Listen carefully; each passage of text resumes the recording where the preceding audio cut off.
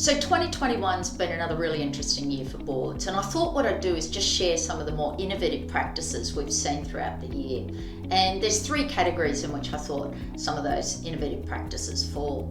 So the first one is about keeping strategy at the top of the agenda. Just about every board, no matter what sector, has had to go back to its fundamental strategy throughout the year. Finding the time to do that, of course, is always the challenge. So a number of boards have, if they haven't already, have started putting a strategy agenda item. What's happening in our strategic environment? How's it relevant to us? What should we do as a result of that information? Some boards call that the strategic gossip, and I think that's a nice way to be able to come back to strategy, as long as it's done in a contained way. The other thing that we've seen boards do to try to clear time on their agenda is try to put some more routine matters to a simple vote before a board meeting. So the pack comes out, then by way of circular resolution, some of the papers are voted on.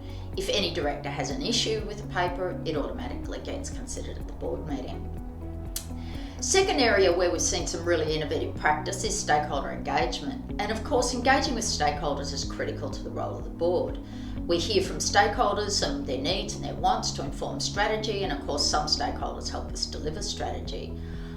For directors, that means keeping an ear to the ground, and getting out and about also is important in terms of fulfilling workplace health and safety duties and understanding organisational culture. How do you do that when you can't move? That's obviously a lot more difficult. And so some of the things that we've seen boards do is literally virtual tours. So someone will go to a site, use their iPhone or an iPad, and literally do a tour of the site for the directors.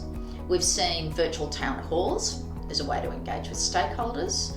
And we've also seen where it's been possible for some people to travel, a couple of directors going and doing site visits. And I actually think that's a really good practice to continue, irrespective of COVID.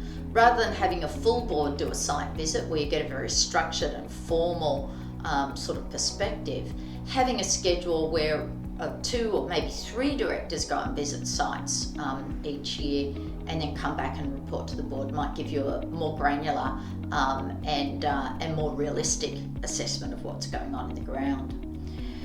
The third aspect that I thought I'd comment on is just how boards maintain constructive and challenging dialogue when meeting virtually. And a number of boards that we've worked throughout the year have got directors who haven't even met each other personally, they've only met virtually. So we've heard different things about the benefits of virtual meetings. Obviously, it's convenient, more time efficient, but you lose that dialogue that goes on around the boardroom table, and that's between directors and between the board and management. Some of the benefits that directors have seen in the virtual meetings have been that there's been perhaps more equal contribution by directors. It's a little bit easier to control conversation.